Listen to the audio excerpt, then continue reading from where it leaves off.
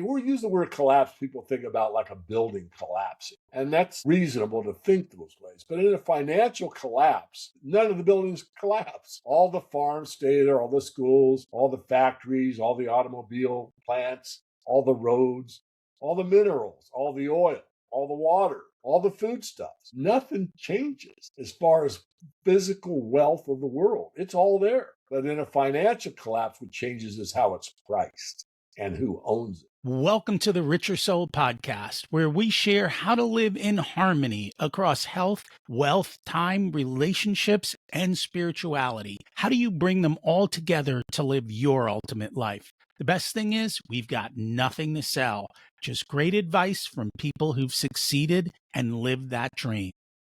Welcome to Richer Soul, David Morgan. It's great to have you join us today. Well, thanks for having me, Rocky. And I'm excited to learn from you. We always like to start at the beginning. What was it like when you were growing up, and how much did your family and school teach you about money? Well, that's a very interesting question, and I've said this on other podcasts, but we've got new viewers, and I don't mind repeating. But I grew up in San Diego County as a kid, grade school years, first grade to sixth grade, and we had my dad had planted an orchard of mostly citrus trees, some almond trees. I forget how many there were, probably 20, 25 trees. And it was my job every weekend to water those trees. And he had these huge like dams around each one. It took, 20 minutes for, one tree, and then you move the hose to the next one. Anyway, I'm getting to the point. I was paid 25 cents a week to do that. And I, being in the country and kind of a natural saver, just started stacking quarters. Well, I'd stacked up probably $10 worth, so however many weeks that is. And then one day my dad gave me another quarter, and it wasn't a silver quarter. It was what I call the Johnson slug. It was a 1965 quarter. So here I am, 11 years old, getting silver, not even thinking about it. My dad puts this different one in my hand, and I immediately thought to myself, wait a minute, this thing cannot be worth all these other ones that I've saved, I've earned. What is going on?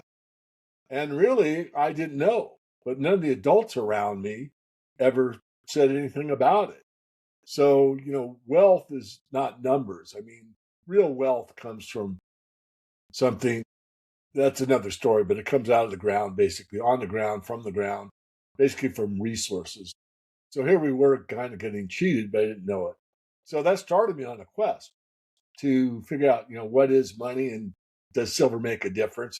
I didn't dive in as a 12-year-old kid and start studying monetary history, but that question was kind of nagging me. And I did pursue that course of action later in life, and much early, really. I mean, I was self-taught about banking, fractional reserve banking, how the bankers basically get something for nothing, how loans come into existence when you sign the dotted line, and all those things that most people don't even think about or even know about today. So that's what started it all. The day that my dad threw a Johnson slug in my hands, and I had the wherewithal to think about It's not the normal thought of a 12-year-old. it. But before that, all the quarters weren't made of full silver, were they? I know there were silver 90% dollars. silver. They were 90% silver and 10% copper from 1964 and earlier. So from 1965 on, they're not silver. But from 1964 and any date you want to name, 1880, 1812, 1922, any of those quarters, dimes, or halves are 90% silver. Interesting. I didn't realize the quarter shifted that much. I remember as a kid, there were actual bills that talked about gold and silver on them too. And they've kind of disappeared over the years as well, as is Right. the value of most money. So you had this interest in money. Did that immediately kind of take you to where you went to learn more in college and studying, or did you Well, go off before in another college, direction? I was self-taught. But yeah, what basically the foundation was, I had to ask myself, what is money or what is real money? Is there a difference? And what I discovered was money must be a store of value. It's also a medium of exchange and a unit of account. which all fiat systems, the system we're currently on worldwide, is a fiat system. So it's great for medium of exchange and unit of account, but it doesn't store value, which is the true definition of money. Fiat currencies fail historically. It's an if, not a when question. And gold and silver are not investments first. They are insurance and savings outside of the system. You don't hold it, you don't own it, as many of us say. But this isn't about speculation. It's about financial self-responsibility. The reason the system fails and feels broken, and it is broken, is a debt-based system requires constant expansion. It's mathematically unstable. As the old adage goes, Rocky, no tree grows to the moon. In other words, there's a limit to how much a tree will grow or how much an economy can expand or that type of thing. So the financial system is not exempt from those laws of nature. So the global debt levels now exceed what can realistically be repaid no matter how much growth we get. And the currency displacement is the silent tax most people don't understand.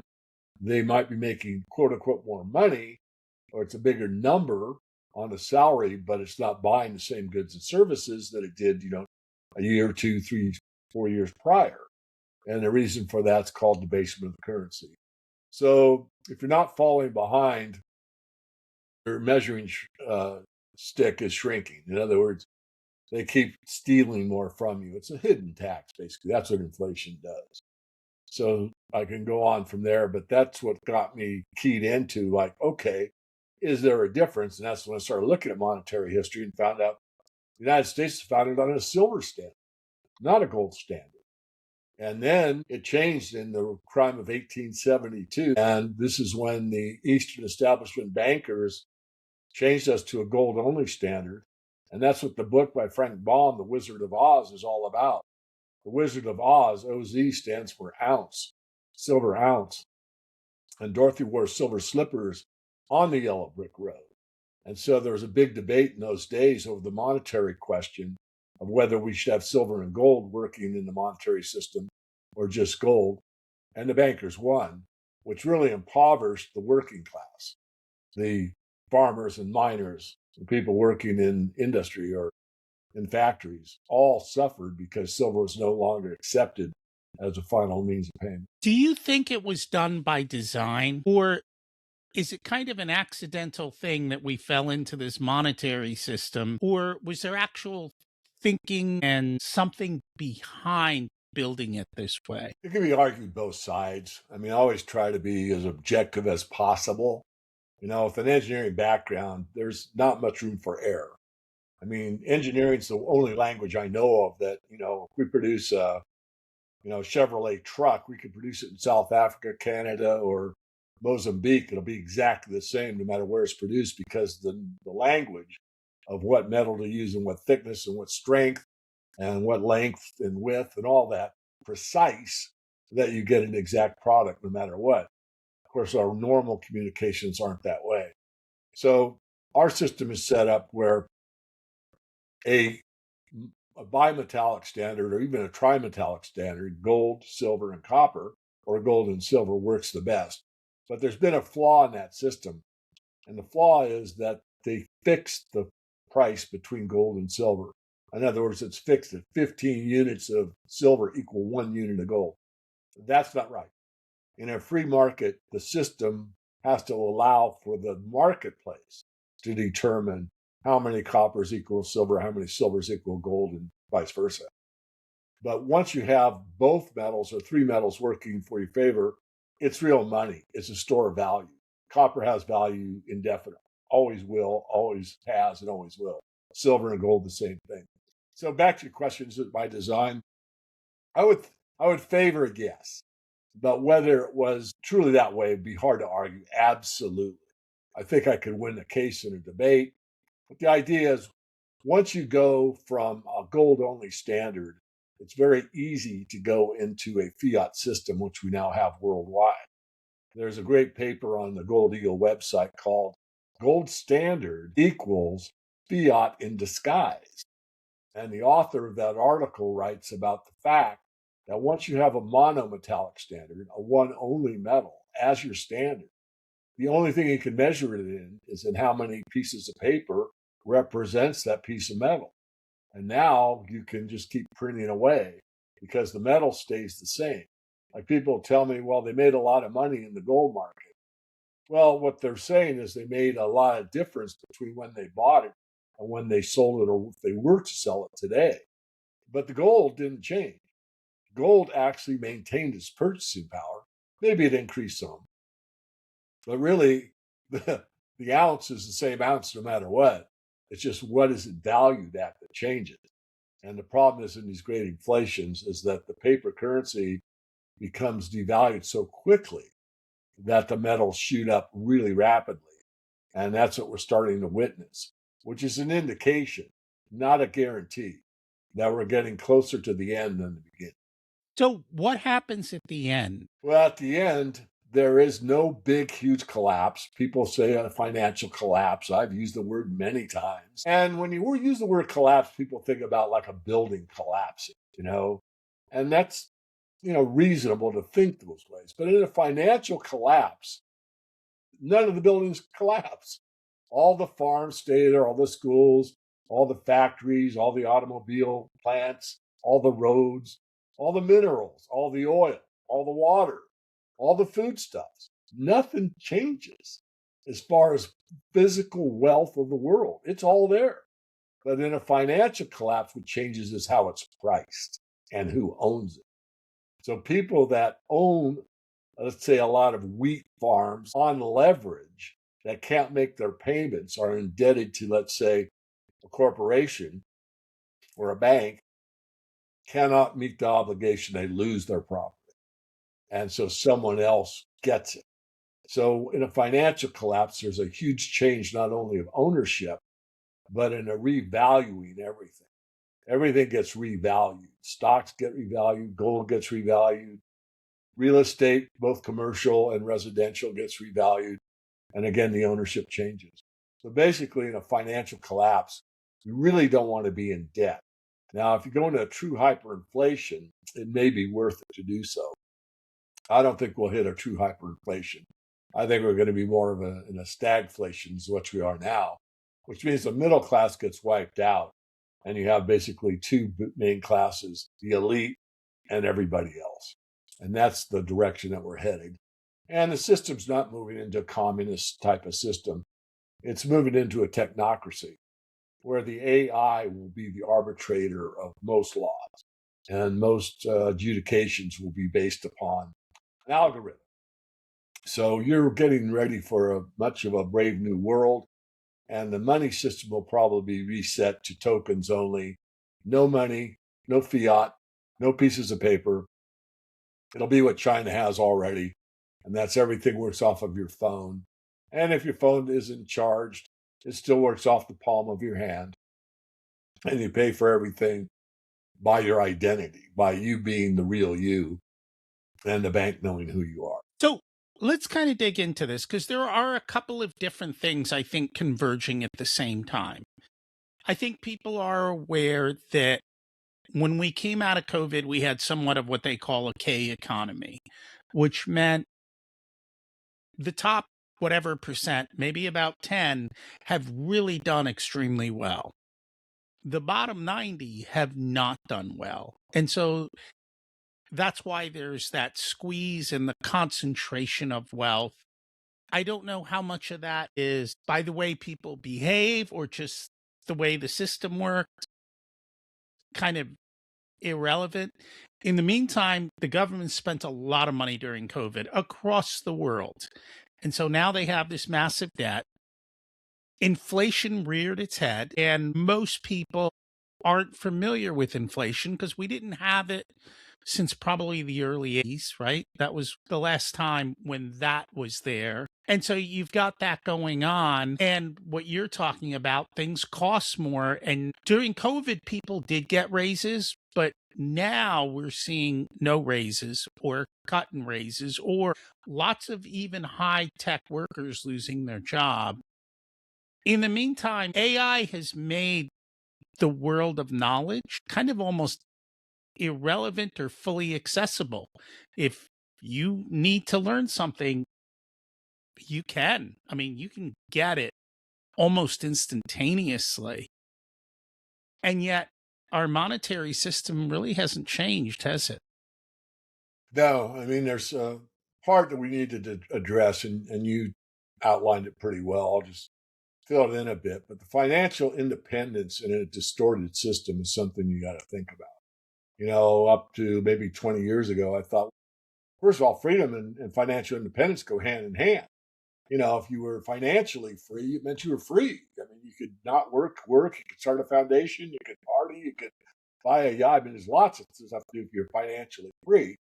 But in the new system, basically is a beta test in China, it doesn't matter how much money you have because in a programmable currency, which is what they face and we're facing in the near future, it's not a function of how much money you have in the bank. It's a function of what your credit score is or your social credit score, how good a citizen you are, what your carbon credit is, how far you travel. Are you outside of your 15-minute city or not? You have to look at the traditional path. Stocks, bonds, real estate are built on a stable currency assumption, but the currency isn't stable. This assumption is now breaking down for everybody to see. So the diversification is a must. You must have some physical metals. Don't sell all your real estate and buy gold. That's not what I'm saying. Select mining equities, top tier blue chips are a good way for leverage into the sector. And real assets that are fully paid for, I think. So you can have real estate that cash flows, that's paid off. I think that's a good place to be. But you've got to be outside the mainstream stocks, bonds, and let's say leverage real estate. So key insight is financial independence in today's world requires thinking outside of the financial system itself. And the only monies that exist outside of the system itself are gold and silver because they're the only two monetary assets that are not simultaneously someone else's responsibility. In other words, there's no trust needed. No one could default on it or not make good on the loan or be a counterpart. You have it and own it. So the ownership of money, not fiat, is a position that very few people understand. But after the Great Reset, everyone will know that. How does digital currency like a Bitcoin or something fit into that paradigm? I'm not very pro Bitcoin. I did 30 podcasts about it on my website for free. Anyone interested, go to themorganreport.com, hit the blog tab, go over to the search engine. I've done like 2,000 interviews over the last 25 years, so you're not going to find it. With the search engine, type in crypto conspiracy.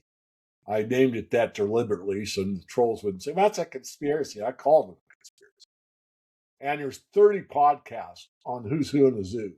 How it started at MIT, how Jeffrey Epstein's involved, how Bill Gates is involved, how the stable coins came about, and how this thing was actually a setup for the bankers to take control over it, which they have.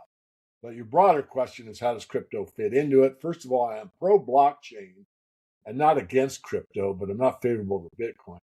I think there will be that. I think there will be not necessarily a central bank digital currency because probably wouldn't pass Congress, but you could have a private entity like a JP Morgan come up with a digital currency, or you could have an Amazon, or there could be competing digital currencies.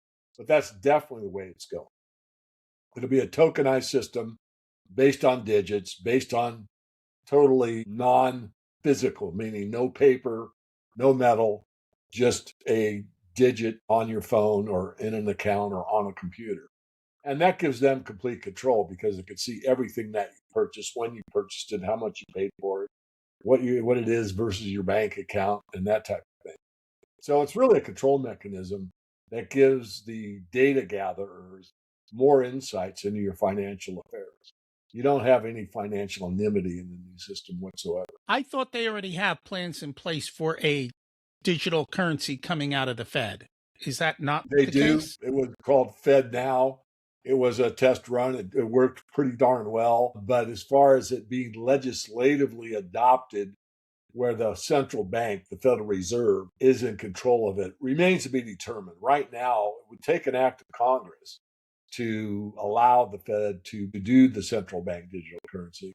It's not out of the realm of probability, but I find it rather improbable. I think that it's more likely to be a private enterprise. You got to remember, the Federal Reserve is not really a government agency. It's quasi-government at this point in time. But when it was founded, there weren't really hardly any Americans involved in the Federal Reserve. It was mostly European bankers. And it was privately held and still is, for the most part, a private corporation. Although, as I said, there has been some quasi-government connections into the Fed over the last few decades. As we shift, because if you listen to like Elon Musk, he's like, you don't need to worry about retirement anymore because everyone's going to have a robot and everything's going to be abundant, which I don't know how true that is. I don't know if we'll go to universal basic income. And even if you do, it naturally the system will ration. If everyone's got $1 million, bread costs $1 million, right? Right. That's That's the right. reality of it. So what does that look like? Well, what it looks like is technocracy. Elon Musk's grandfather was the head of the technocracy group in Canada back in the 30s. When the Great Depression happened, there were all kinds of Me Too's shooting up saying, well, capitalism fails, let's have communism, or let's try socialism, or let's try a dictatorship, or why don't we do this or do that? Well, one of those came out of that Me Too's was technocracy. And the idea was the politicians really aren't smart enough to run the economy. Scientists and engineers, they're more objective. They'll look at what the resource base is, and we'll base it on resources. We'll base it on energy. We're not going to base it on money. And that's basically the system that's actually coming about. Elon Musk is quite aware of the reality of the situation. And the UBI, Universal Basic Income, has been talked about in the past. And what it does is it really gives you subsistence living. Obviously, you don't have to work for it, but it divides up resources, quote unquote, equally. And there's less incentive. If you don't have the pride of going to work, doing something you love or something you want to do. And I know there's a lot of workers doing jobs they hate. I get it. I'm not exempt from knowing. But the point is, when you have everything run by an algorithm, the artificial intelligence telling you how many calories you can have per day, how much you can travel, when you can have this apartment, if you have enough, you've been socially correct enough to upgrade to first class or not depending on the money, perhaps, more dependent upon where you sit in the hierarchy. So these are things that really concern me a great deal. But there's a friend of mine named Patrick Woods, who's the expert in the world on technocracy. You might look up his website. You might want to interview. But a lot of people get confused that we're in, more of a communist system. There's similarities, but the real root of the problem or the solution, the way they see it, the elites see it, is to equally divide resources among everybody that's not part of the power elite. Money may not even be needed. You might just be using these tokens, which, are they money? They might act like it, but we know what money is. Money's gold and silver, something you own that's outside the system. So I digress. I'll give it back to you, Rob. So, what is a person who's done well financially in the current system to do about all of this? Make a side bet. Don't bet your life that I'm right. First of all, educate yourself and make a determination of how much of what I'm saying makes sense to you. And then all I have to do is it's like playing blackjack. I mean, it's not a good analogy, but it's making a side bet. It's called a hedge. We all know what a hedge is. A hedge is fire insurance you put on your house every year. You don't think your house is going to burn down. I never do, but you know what? I still buy it every year just in case. And that's what buying physical metals and maybe the mining equities do for your portfolio.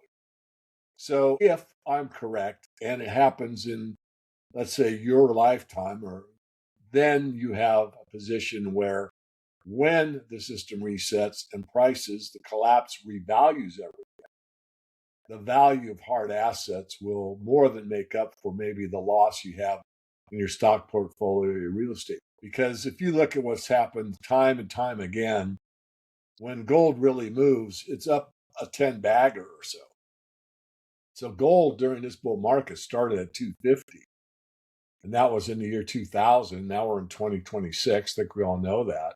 But gold's been as high as 5,500, which is a 20 bag. So if you had 10% of your assets in gold, gold and silver, or gold and or silver, and it went up 20-fold and all of your other assets went to zero, you'd still have doubled your money in real terms. So you just need a small amount on the side, outside the system, that more or less guarantees your wealth preservation. Now, it won't prevent people being discouraged with their stock portfolios going down, or a contraction in the economy and seeing a lower standard of living for everyone, more or less everyone. But it wouldn't necessarily be you if you had the wherewithal to have real money when the reset occurs. Do you need to actually own physical gold or silver, or there are ETFs in gold and silver? And I think you mentioned earlier the mining companies, which you can buy through the stock market. Are those all going to fare just as equally well, or are some of them more risky than the other? Well, what I've taught, and to be consistent, is real metal first. But very, very cognizant that there are people that don't want gold in their house, or they don't know where to store it, although there's plenty of places you can store it if you want to. But so there are proxies that are almost as good, and that would be ETFs, would be mining companies. But owning real metal kind of is satisfying in a way. And again, it's not for everyone, but that's what most of us advocate in this space. But you don't have to. The problem having the SLV or the GLD, the gold and silver ETFs, is that it's dependent on the counterparty. I mean, if the stock market goes bye-bye for a couple of days because of a cyber attack, you're not going to be able to do anything with that asset. Whereas if you have physical gold or silver, particularly silver because of the unit price per coin, you might be able to go out and get gasoline at an independent gas, station owner, which I know there's not many these days. But you'd have the ability to barter if you had to. And I'm not saying we're going to a barter economy or the whole thing's going to collapse. What I am saying is that the least risk way to own gold and silver is to own gold and silver. If you can't, you can't. And then the next best thing would be mining shares and or ETFs. In the past, we've talked about real estate as a store of wealth and a way to do that. And you've even mentioned it yourself. However, during COVID, my thoughts around it changed. And the reason my thoughts around it changed were, if you have an economic collapse of some sort and people can't pay their rent, that becomes a problem. Now it's no longer a cash flowing property. If it's not cash flowing, or if the government instills controls like you can't evict somebody, you can't raise rents, they essentially undercut the property's value or its ability to do anything, which makes real estate a problem. And, in '08, other reasons, but real estate did collapse. Even over the last couple of years, if you've watched commercial real estate in the cities, like, different properties have been through significant corrections. And so I'm unsure now as to how it fits. Well, we think a lot alike. I would just parrot back everything you said, and I'd add one more. The last one is you might own, say, a small apartment setup, maybe, an eightplex or something, or 12, whatever. Or, a couple duplexes or 3 or 4 family homes, whatever the real estate is. But even if you put it in an LLC or a trust or whatever, I mean, they know who the final person is. And you're going to be considered rich. You own real estate. Yeah, but you haven't been paid for 5 months because of the illness. So what? You're still rich. Well, maybe you can't make the mortgage payment. Well, so what? So what? You own real estate, you're rich. So that worries me as well. So in other words, having real property, I'm not against it, but every concern that you mentioned, I just would revivify. Those things exist. That's why I've never been a big real estate person. I've had a condo, I sold it. I have a cabin and a house. That's it. Is there, a great bargain to be had? Yeah, maybe. Would I do? I'm not looking like I would never buy real estate. At the right price and cash flow positively, I might. So what I teach my people, rather than rent a house, rent your stock. Thing about renting a house is what you just said. You could have the bathroom back up. You could have, vandalism. You could have a fire. You could have people that don't pay the rent. You could have people that move out and destroy it. I mean, there's a lot of negatives to real estate. But when you write covered calls, which I call renting your stock, you could have one of the premier gold stocks in the world. You own it, and you're earning about 17% a year on it by renting it out. And what does that mean? It means you write a call because you own the property, the stock, Newmont Mining, for example. So you sell 10 calls on Newmont Mining at $10 and $10 per 100 shares. So you make $1,000 that month. And then the stock's value goes more or less sideways. You collect the premium, and you can do that month after month after month. If you get called out, you have Newmont at $100. You write a call at 110, and you get $10 for that.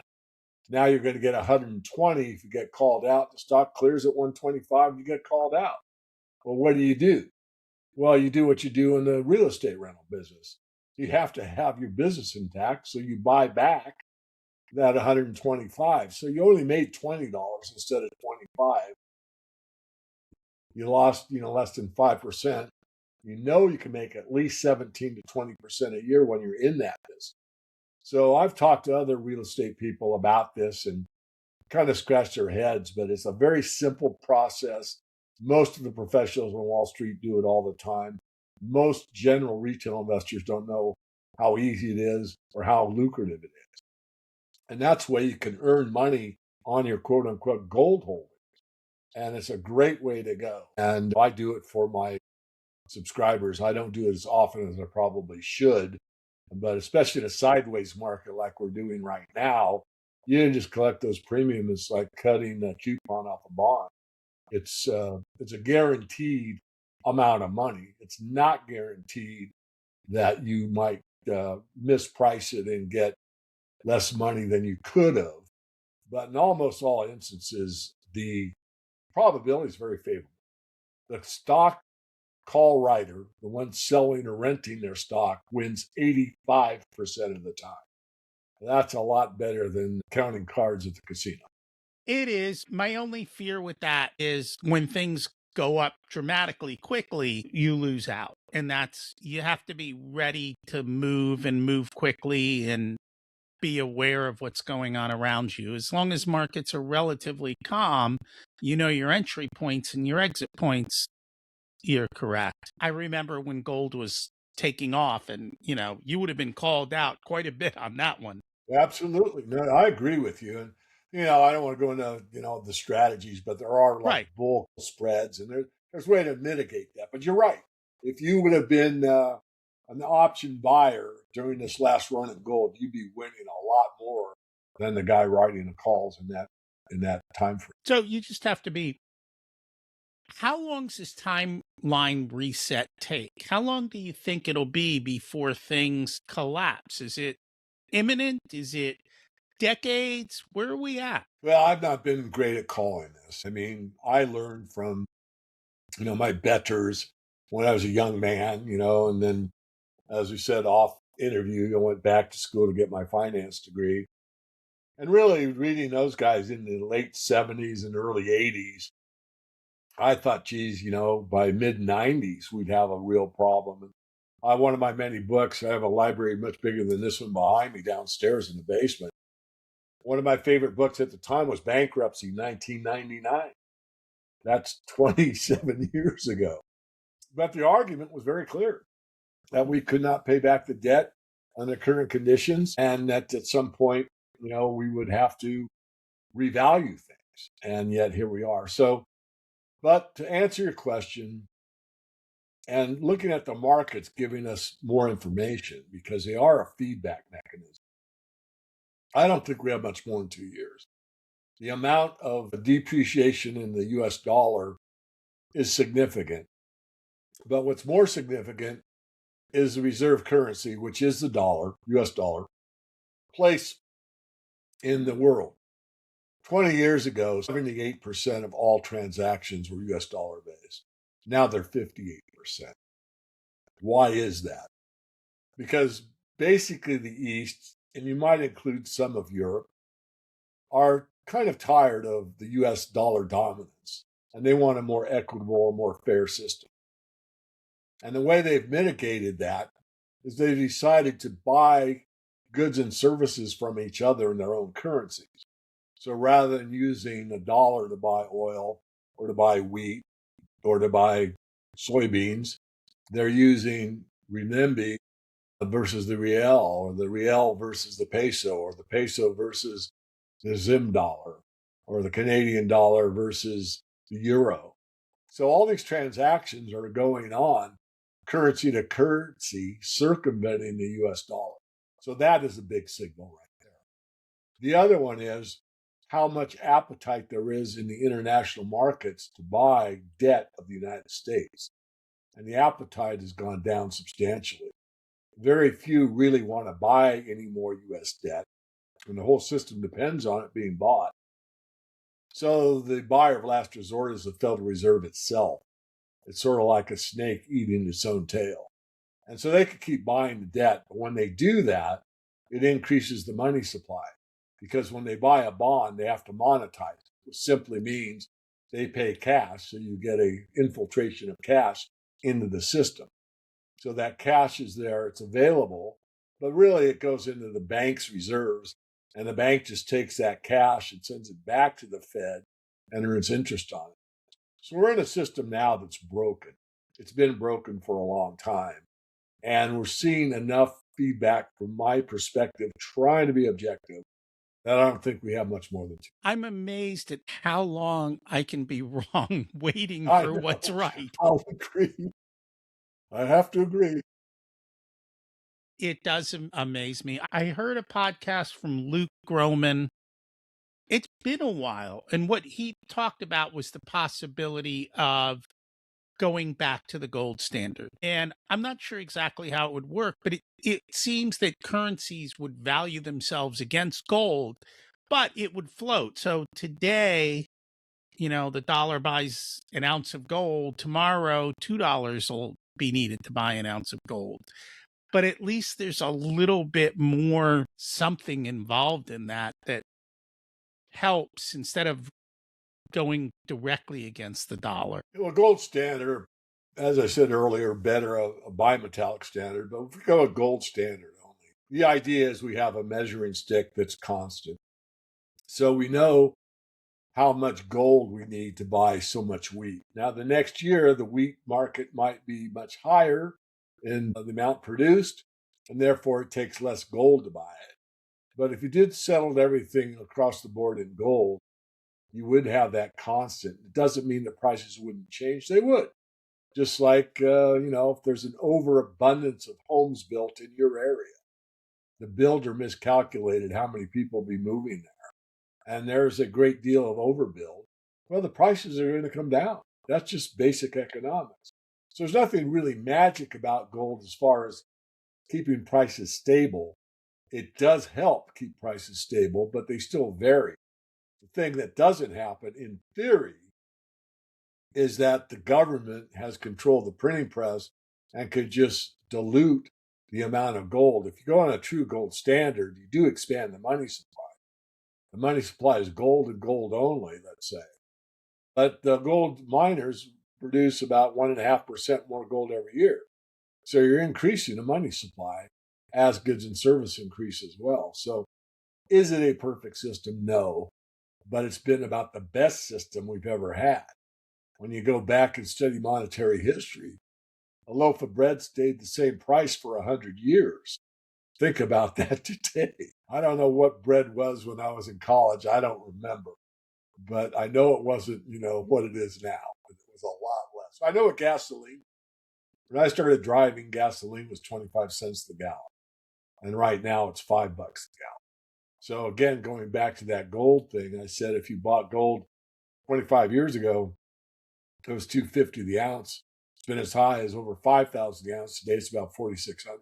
So that gold piece would buy you more gasoline today than it would have bought you 25 years ago. So, what do people do beyond money to kind of prepare for a shifting economic system?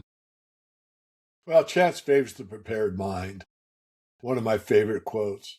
And all that means is be prepared. And that means just get a handle on this. I mean, Luke Groman's probably one of the best intellects in our space. And I think he explains things very clearly, but it's my genre. So there might be a vocabulary there that I take for granted that other people might not understand. I don't know. But there's several of us in this domain that have been primarily educators. Myself, Mike Maloney, Andy Scheckman. I mean, there's a lot of us out there. But get a grasp for yourself. Don't take anyone's word for anything. Look up some monetary history. Look at, the inflation of France. Look at the Weimar Republic. Look at these great inflations and what took place and what the social conditions were like. And once you've determined for yourself that it makes sense, then you can be prepared. You say, well, wait a minute. It makes sense that we go through cycles. And one of the best ways to do it, and I'll call it the lazy man or lazy woman's way to do it, is to watch a documentary. There's one on my website, themorganreport.com. It's step 2. There's a 3-step process. And there's 2 documentaries. One's called Four Horsemen Film, and it's about the end of the age of which is what you asked me, Rocky, a little bit ago. When does this end? And I said probably 2 years or less. In that documentary, the Four Horsemen film, it talks about the end of the age of empire. But more importantly, it talks about the cycles. And this goes on through human nature again and again and again. In other words, we've been there, done that in other generations. So nothing new under the sun. It's not the end of the world. It's not everything collapses to the ground. It's a reset. And we go on from there. And so the cycle starts all over again. So I highly encourage people to watch that film. And it's about, an hour and a half long, not even quite that long. And I'll give you a good understanding of how the banking system actually works.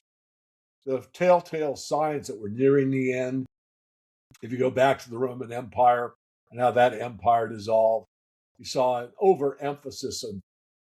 And today you see, the Iron Chef and Bobby Flay, and, there's all kinds of cooking shows. There's tons of them. You saw an overemphasis on degrading the family unit, be free, all that type of stuff.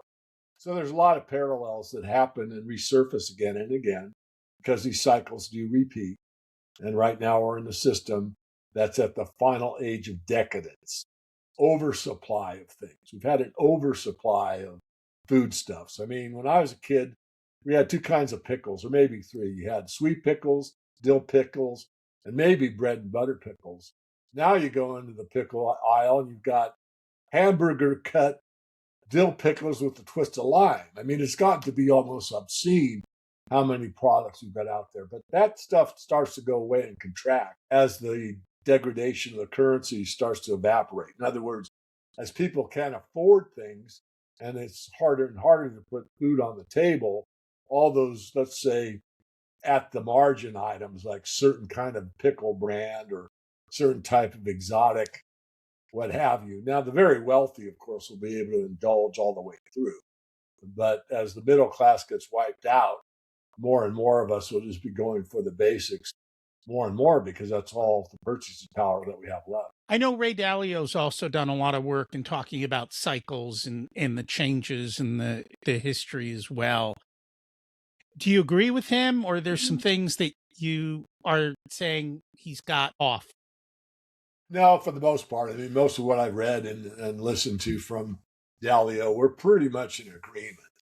I mean, the one thing, again, that I think I need to emphasize is that it's not as bad as it sounds. And we haven't gone through it yet. So how do I know that? Well, I know some of it from history. I also know more from a spiritual perspective. I mean, we're looking at, your program and what you bring to the fore, the richer soul. I think we'll have a richer soul by the time this ends because I think we've got our value system a bit distorted, where we're taught when teaching our kids that to be successful, it's all outside of yourself. It's, how much money you have, what neighborhood you live in, what kind of clothes you wear, what kind of watch collection you have, what your cars look like. And those are all really nice to have things, but they might show success, but success is an insight. And I think we've overvalued the external and not valued enough the internal. So when times get hard, you start to look more at what's truly valuable and not so much what it costs, which means, for example, you realize how valuable your friends are. You realize how valuable your family. You realize how valuable perhaps that Christmas dinner is that you can't eat like that, you know, 2 or 3 times a month like you could in the past.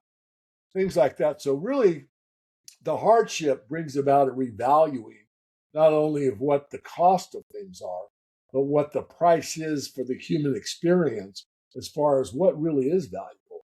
I mean, I know I was so distorted as a kid, a young man, the best things in life are free. I kind of laughed at that statement. Today, I take it to heart and I'm convicted. Conviction is correct. A beautiful sunset, a walk on the beach, someone you love, you know, all those things. But we're taught outside the system. That's what really matters. No, what really matters is our human experience, connecting with each other, helping each other, being of service to each other, not slaves to each other, being of service to each other, and actually having a human experience that has much more priceless things than what we can price. I mean, a real friendship is priceless. A great family is priceless. A good mate is priceless. And those are things that will come to the fore more and more as the currency destroys itself, because people will realize what's more important, keeping my family well fed or buying a new car. So those things are kind of a natural process. And it's probably better illustrated in that movie I keep referencing, the Four Horsemen film that you could get for free on my website, because it goes through that kind of generational situation where we go from soft men uh, cause hard times. And that's kind of where we're at now. We were in a very overbought situation for the lifestyle of most Americans, living beyond their means and not even realizing that they were, because there's so much credit in the system and you can buy today and pay tomorrow and those type of things. And then as things ratchet down the other direction, which most people don't expect, and my house is worth less than it was 10 years ago. How can that be? Houses always go up and that type of thing. So that's my spiel on the more important part of the equation, and that is where your soul gets involved and you're in a situation where we see things for what they are and realize that we've probably overemphasized the materialistic view of success rather than the heartfelt connection we have with others. And I agree with you. As we've gone through this shift during COVID coming out, the one thing we looked at is which way does the economy collapse? There are two ways. One is, you've kind of mentioned it, hyperinflation. The other is depression. And the funny thing is, hyperinflation gets people fighting. Depression actually brings people together, humankind. So hopefully, I mean, if you've got to pick between the two, I think depression is the better way to go as far as human nature, but we don't get to pick. It's a matter of what actually comes about and how people change and react to it. But there is that other convergence that you talk about, and we've mentioned it before. A lot of this is talked about in The Fourth Turning. It's talked about in other books. I see it. I knew about this societally because we saw it within our family. Like when a particular family got too much money and how they treated their kids, then their kids got soft and the money went away. And so it happens everywhere. The cycles are there. You have to be aware of them and learn to ride them better, I guess. Yeah. Yeah, I think so. I mean, there's a lot to what you said, and I'm in agreement as well. I will say this: what's more morally acceptable or more morally correct is a depression. Because if you're rich and you got a lot of cash and you make a loan, you're still taking the risk. So just because you make a loan isn't guaranteed you're going to get your principal and interest back. That's a risk you take. But in our society now, if the bankers make a loan that's invalid and can't be paid back, well, the central bank comes to the rescue and makes the loan good. That's not real capitalism. The right to succeed is capitalism. It also means the right to fail. So if you start a business and put up your life savings and get your friends to put in more money and you start that business and you're working away and you're making, as we learned in business school, the word widget. Widget just means a product of some kind or a service of some kind. And you're pumping out these widgets and the market says, we don't want those widgets, and you fail. Sorry, that's real capitalism. And we've exempted the superior class, the moneyed elite, the banking class. They're exempt from that reality. And that's really distorted the system. So coming back and letting the system naturally fall away for loans that are bad to go bad, for people maybe to lose on both sides. The person that borrowed the money can't pay it back. The person that loaned the money also loses. Sorry, folks, that's the real world as it's supposed to be, or at least under capitalism. And things settle down that way. And in a true depression, Rocky, as you well know, it actually contracts the money supply. And now you have a basis of, well, how much real cash is there? And where can we rebuild from?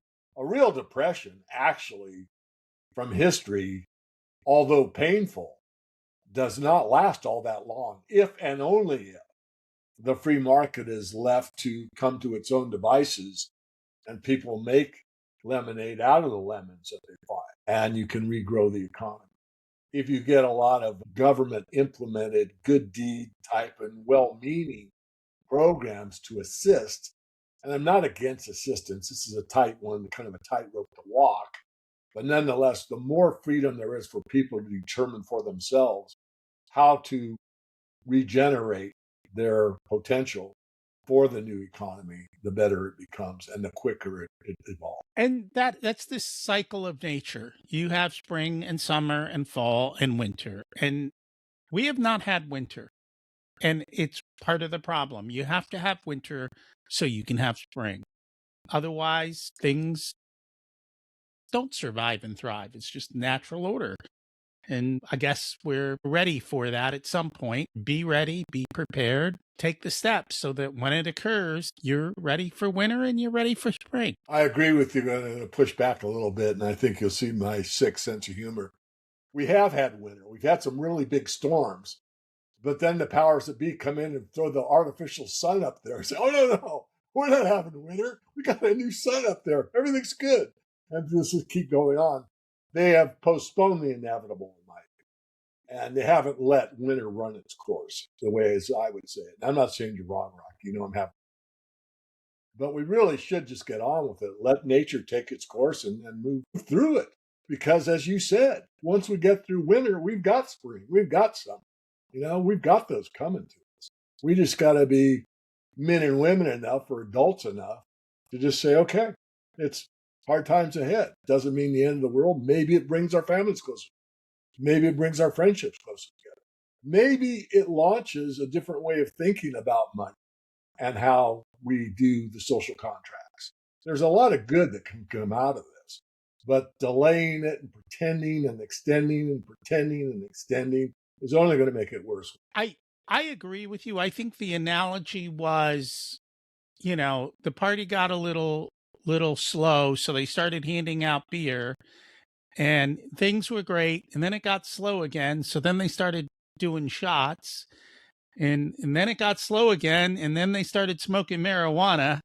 And I think we're up to crack cocaine right now. And at some point, it's over. Yeah. Your party's got to stop. And I think we're at that point. Again, when, I don't know. But at some point, it's like musical chairs. The music stops, and hopefully you've got a seat to sit down on. Agreed. Good analogy. What's one truth about success you wish more people understood? I think the one thing about success that I wish everyone understood would be to my own self be true. I'm a big self development type, where I'm always trying to be a little bit better. And some of the self improvement books and courses I've taken, Nightingale Conan wrote or had a cassette tape series. That's how old I am. But one of the tapes that I'll never forget was on success. And it talked about a guy that's a janitor in a high school and how successful he felt. And after listening to that tape a couple of times, I realized that's something that you have to have of your own self, that you can determine success for yourself.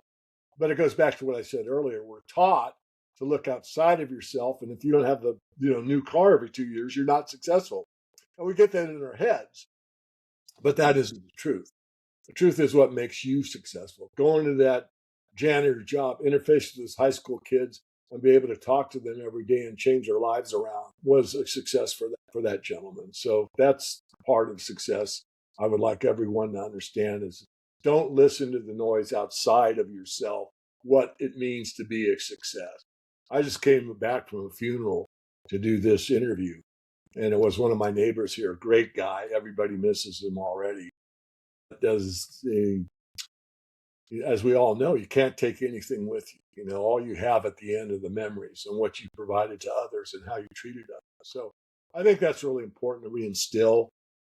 That's kind of what I've tried to do in my documentary. We could talk about in a minute. And that's very, very true. I remember the stuff from Nightingale Conan. It was a long time ago. What's a lesson that cost you a lot but was worth every penny? Boy, that one's a tough one. Well, for me, looking back at the biggest financial mistakes I've made, it's been on trust. And I have to look at my part in it. And so one of the worst ones was to not do my own due diligence on the investment. I trusted the people that were promoting it rather than look at their track record, look at, who was involved. And so that was on me. I mean, just because someone gives you a phone call and says this is a great opportunity doesn't mean it is. So you have to look at your part in it. So I think the greatest lesson is if you do your due diligence thoroughly and you fail, then you really can't beat yourself up. If you go into it on a basis of, well, we did a deal before, so and so says they're good guys, then you got to look at your part in it. So, sort of like NFL football, I'm a football fan. If my team loses, I'm not happy, but if they played their butts off and I know they got beat because they got beat, the other team was better, I could accept that any day of the week. But if they get in there and the team's beating up on them, and then the second half they go out there and kind of ho hum it, that I don't accept. So that's it. To actually be a little better on my due diligence. Of course, it's right. I write a financial newsletter. When it's come to the investments that I suggest in there, I've always done really good due diligence. Has it exempted me from making mistakes? I have, but at least I've got the goods on these companies. But on my personal situation, haven't done it in years, but the last one stung pretty good. And so I didn't take the time I needed to really thoroughly look into it. And I am surprised how few people put the time into actually reading the paperwork or looking at the stuff. It seems to be a rarity of a skill these days. If you were to give an 18-year-old one specific piece of wisdom, what would it be? Comes back to the first one, to thine own self be true. I think the Oracle of Delphi had it right. Doesn't mean to be selfish. It just means to understand yourself and have your own moral compass. Just because it's really cool to smoke pot or all the kids are doing it doesn't necessarily mean that you have to. If you don't want to or don't feel comfortable, be true to yourself. Walk out. Tell them maybe later, it's not for me. But, we get this peer pressure, especially as teenagers and all that. But I didn't really get in gear until later in life. I was always intellectually above average, but emotionally below average. But I think I've caught up now. But in my late 30s is when I really started looking at, why do I care what they think? If I know I've played my best game and I know I've lost, at least I know I played my best game. It's not for lack of effort or lack of, everything I have available to me. It's just it didn't work out. That widget idea didn't work. So what? I'm doing another widget and I'm going forward.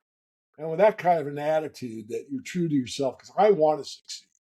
And my idea of success was to have a business where I was my own boss. I didn't care how many hours I had to work. I just wanted to be free enough to do what I love to do and make a living at it. And I succeeded at that. And that's as far as it went. I mean, there's guys in my industry that do things differently than I do that are, let's say, have a higher net worth, and good for them. But that was never my goal.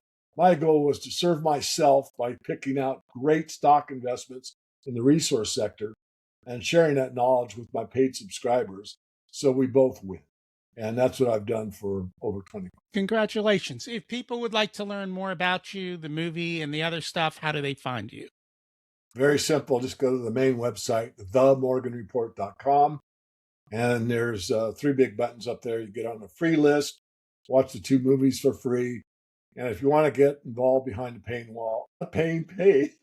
you can hit the 3rd box and we'll give you the details on how. Awesome. Thank you so much for joining us today.